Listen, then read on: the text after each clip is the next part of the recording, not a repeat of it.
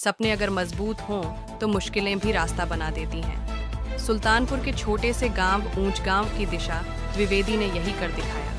UPSC में 672वीं rank हासिल कर दिशा ने साबित कर दिया कि मेहनत और हौसला कभी हार नहीं मानते। लखनऊ पहुंचने पर उनका भावनाओं से भरा स्वागत हुआ। देखिए यह खास रिपोर्ट। लखनऊ के चारबाग रेलवे स्टेशन पर जब दिशा द्विवेदी पहुंची तो परिवार और शुभचिंतकों ने फूल मालाओं से उनका स्वागत किया। इस खुशी भरे पल में पिता डॉ. महेंद्र प्रकाश द्विवेदी की आंखें भी छलक पड़ी। दिशा का यह सफर आसान नहीं रहा। छठे और आखिरी अटेम्प्ट में मिली सफलता के पीछे उनके परिवार का मजबूत साथ और उनकी खुद की अटूट मेहनत रही। केंद्रीय विद्यालय लखनऊ से पढ़ाई करने के बाद नोएडा से बीटेक करते वक्त दिशा ने कैंपस जॉब का ऑफर ठुकराया और सिविल सेवा की राह पकड़ी। एसएसबी में मेडिकल कारणों से बाहर होने के बाद भी उनका हौसला नहीं टूटा। कठिनाइयों के बीच भी दिशा ने अपने टाइम और इमोशंस को मैनेज करते हुए अपनी मंजिल हासिल की। आज दिशा द्विवेदी न सिर्फ अपने परिवार का बल्कि अपने गांव और पूरे प्रदेश का गर्व बन गई। में सिलेक्शन हुआ है, क्या कहेंगे और किसके प्रेरणा क्रेडिट देंगे? अच्छा, ये सिलेक्शन की प्रेरणा तो मुझे मैं कहूँगी कि इस जो भी चीजें हमें अवेलेबल है सोशल मीडिया पे, पहले तो वहां से मिली थी। जो सोशल मीडिया पे और जो गूगल वगैरह पे हमने इंफॉर्मेशन जानी यूपीएससी के बारे में और प्रोफाइल्स के बारे में, पहले तो वहीं से मैं कहूँगी कि वहां से प्रेरणा मिली। जो टॉपर्स वीडियोस वगैरह देखी वहां से थोड़ी प्रेरणा मिली, और बाकी मैं अपने पेरेंट्स को कहूंगी कि पेरेंट्स के साथ बात करके, और स्पेशली मेरे पापा, वो प्रेरणा का स्रोत रहे हैं इस पूरी जर्नी में, कि मुझे कभी हार नहीं मानने दी, हमेशा मेरा साथ दिया कि आप अच्छा कर सकते हो, अभी और बेस्ट करना है और आप में कैपेसिटी है कि आप और आगे बढ़ सकते हो। इंजीनियरिंग से यूपीएससी की तरफ क्यों किया?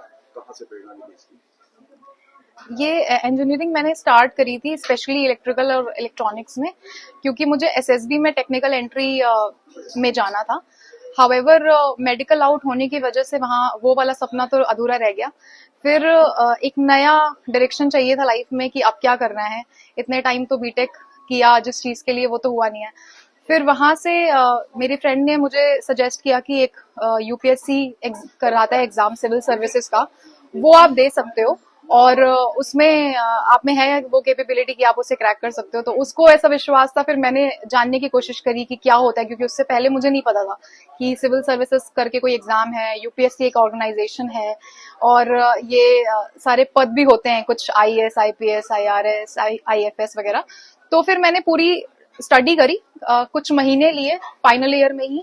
उस समय प्लेसमेंट चल रही थी कॉलेज में, बट मैं ये एनालिसिस कर रही थी क्योंकि मुझे इंटरेस्ट आ रहा था और मैं जानना चाहती थी।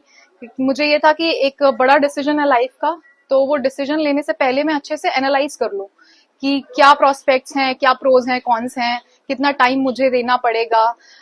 उससे पहले कभी मैंने बहुत ज्यादा देर पढ़ाई भी नहीं करी थी, तो मुझे ये भी एक चैलेंज लग रहा था कि 10-12 घंटे की पढ़ाई कैसे हो पाएगी। अब कुछ लोग बोल रहे हैं 14 घंटे, 16 घंटे करनी पड़ेगी। तो एक वो भी था, डर भी लग रहा था कि मैंने कभी इतनी पढ़ाई तो करी नहीं है, तो फिर कैसे करेंगे। फिर जब इस पे पूरी एनालिसिस करी, घर वालों से बात करी, और जब मैंने सिलेबस देखा यूपीएससी का, तो वो मुझे इतना इंटरेस्टिंग लगा कि मुझे लगा कि अच्छा, जिसमें मजा आ रही है तो उसमें तो टाइम दे सकते हैं, फिर दिक्कत नहीं होगी टाइम लगाने में।